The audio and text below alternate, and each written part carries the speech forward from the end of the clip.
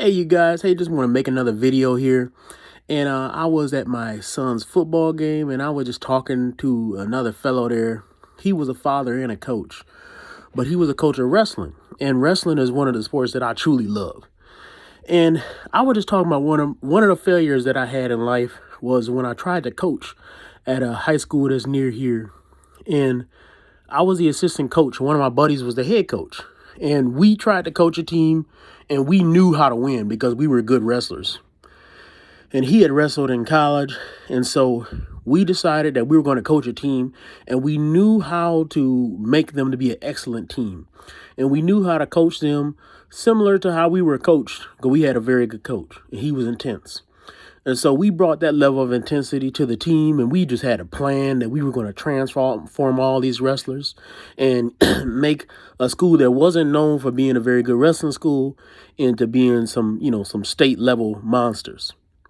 Well, it didn't happen. And when we started our practices, we started a practice and we had about 13 kids show up, which is already, in wrestling, you need about 13 kids just to fill all the weight classes. So 13 kids showing up just for the first thing was already disappointing. But by the end of the 2 weeks, we only had 2 kids left. Everybody else had quit. The parents were not pushing their kids to stay on the team. And it was just disappointing. Now, by the end of the year, the 2 guys who stayed by, one of them got injured. The other one, he ended up getting way better. And he almost made it in the state, but he missed it by 1 match. But it was still just a learning experience and a humbling experience that made me think to myself, man, you cannot coach these kids the way that you used to coach them.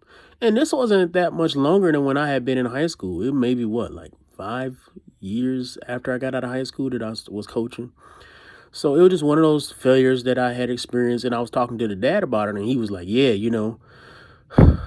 kids is just not the way they used to be. I tried to coach like that too, and a similar thing happened to me, and I had to just change my whole way of coaching to make it a lot softer and kinder so that kids would not quit.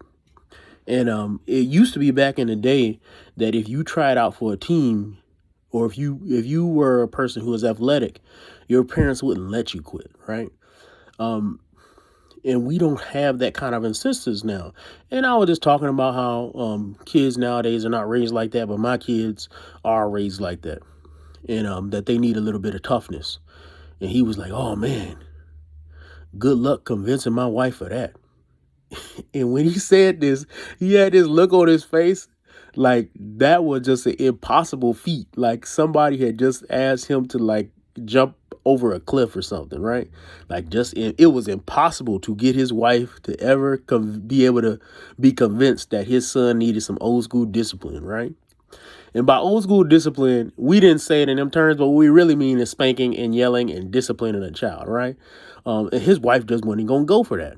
And I looked at the man, and I had so many questions in my head, but I knew by the look on his face, he was already defeated. I didn't feel like going there with him. But the question that I had was, and that's probably going to be the title of the video, why are you so afraid to lead?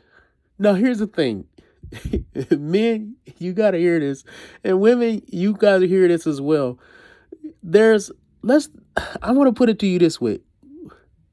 What are you going to lose if you lead? Now, I know a lot of men, and y'all women don't understand this, but a lot of men are definitely afraid of conflict. Actually, some of y'all women do understand it, and y'all use that against men. But a lot of these men are afraid of conflict, right? They think that if they disagree with their wife going to leave them, they're going to be divorced, they'll never see their kids again, they'll be a disgrace in the community, and they'll never be able to show their face around anybody respectable again. And that's literally what they think. They think the role of men is to make the woman happy. And so what happens is when they come home, they say, yes, dear, and they apologize for stuff they don't mean. And they do things that literally make themselves miserable because they don't view their own happiness or their own satisfaction as anything really to note too much, right? They still think of their own satisfaction, but they still think about her satisfaction first. And when they do that, what they have done is they've twisted the way that the family is meant to be, where now they are submitting to the wife. And for them, Confronting their wife about something that they might disagree with is such a juggernaut. It's something that they would just never do because they can't ever see themselves winning. And the reason that they can't win is, number one, they can't sustain the conflict because they don't like conflict. Number two, they know that she will use sex against them and they know that they want to have sex. And then number three, they fear the disapproval of others because others have created an invisible and a passive system of acceptance or rejection of aggressive behavior, right? So if you are aggressive, disagreeing with a lady, a lot of people will disapprove of that, right? They may not even say it, but you could just sense their disapproval. And lots of men really want to be accepted by the larger group, so they just won't do that. So those three enemies for them are so insurmountable that they will never try to lead. But I always ask you this: what are you going to lose, right? What are you going to lose?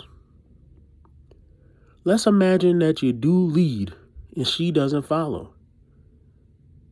All you've lost is somebody who doesn't want to follow your lead. Really, what have you lost? And I know that this, ultimately what this does is it helps a man confront really what his fears are. And a lot of men say, man, I got to get stronger. I got to confront my own fears. But they don't really do it. Because one of the biggest fears that men have is a fear of rejection or a fear of loss. All of us have to somewhat get over this fear because at some point we like women too much that we have to ask them out, right? And every time you ask a woman out, it don't matter how much she smiles at you, how much she flirts with you. In the back of your mind, you always realize she could say no, right? But every man has had to confront that fear of rejection to some degree. But then you have to confront your fear of loss. And here's the thing: you can never truly lead something that you're afraid to lose. You have to be willing to lose people in order to lead people. And that's just the truth of the matter, right? So for Moses to say, this is the law of God, he had to be willing to tell other people, you're not doing the will of God, and be gone with you, right? For the apostles to insist that the church had to be one thing, they had to therefore be willing to push people out of the church who were not willing to be that thing.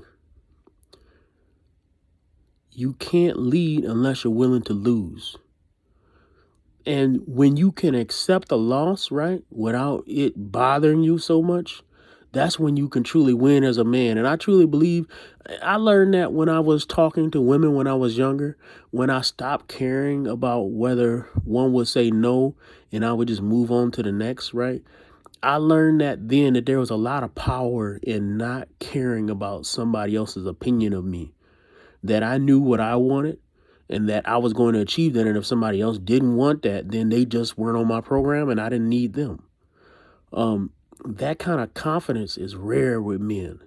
And ultimately, that's why what I believe one of my purposes on this earth is to help empower men to get over that fear of loss so that they can actually lead.